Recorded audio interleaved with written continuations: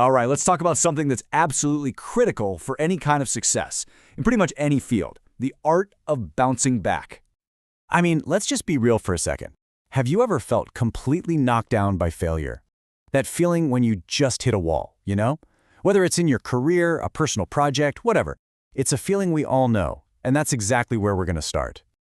But here's a kind of wild thought. What if that moment, that awful feeling of failure, what if that's actually a good thing? What if it's the exact push you need for your next big breakthrough? That's the powerful idea we're going to dive in today. To really get this, we've got to start by acknowledging that setbacks are just a universal thing. The key here is realizing that feeling of failure isn't unique to you. It's something every single person goes through.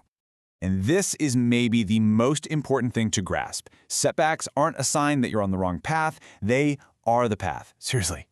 What really separates successful people isn't that they somehow avoid failure. It's that they get really, really good at responding to it. It's all about that bounce back.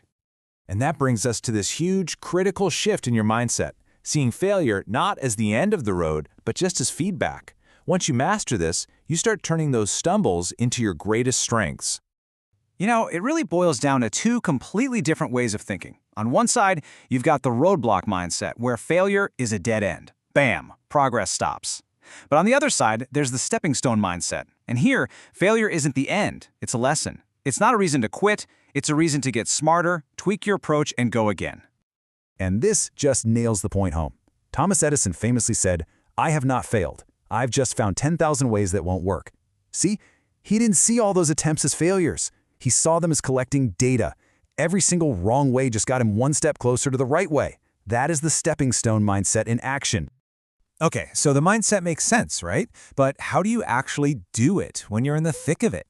Well, that brings us to the real heart of this explainer, your bounce back blueprint. This is a real, actionable plan for recovery.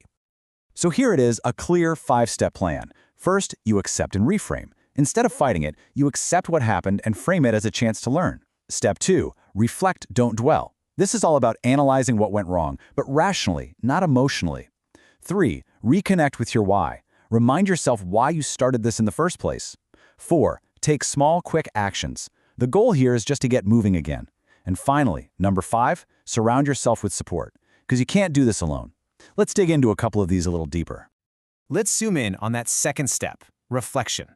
It is a tool, not a punishment. It's so easy to get stuck in that loop of just beating yourself up, right? But that's not the goal. The goal is to ask, okay, honestly, what can I learn from this? Maybe write it down, pinpoint exactly what you could do differently, and then you use that insight to move forward. And what about step 4? Rebuilding momentum. This is where small actions are incredibly powerful. After a setback, inertia is your worst enemy. So don't try to take some massive leap. Just aim for a quick win, something small, something you know you can achieve. That very first step, no matter how tiny, proves to your brain that progress is still possible, and that starts to rebuild your confidence. And finally, let's talk about your crew. Step 5. Look, bouncing back is not a solo sport. You need mentors for perspective, people who've been there before. You need friends for encouragement, the ones who believe in you even when you're doubting yourself. And you need communities that are all about growth. You just can't do it in a vacuum. So, bouncing back from one setback? That's awesome. But how do we turn this into a permanent skill, like a superpower? That's all about building enduring resilience, moving from just one bounce back to having long-term strength. So what even is resilience, really? It's just that mental and emotional stability to stay strong when things go wrong. But here's the most important part. It's not some magic trait you're born with, it's a skill. And like any skill, you build it through consistent habits and practice. And what are those habits? They're simple, but they are so powerful.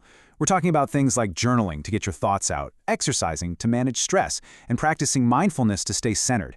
These aren't just nice-to-haves. They are the foundational routines for building that mental and emotional balance you need to face pretty much any challenge. And all of this brings us to the biggest takeaway from this whole thing. Let this one sink in. Failure isn't the opposite of success. It is a fundamental, unavoidable, and absolutely necessary part of success. Every amazing success story you've ever heard of is built on a foundation of failures you'll never see.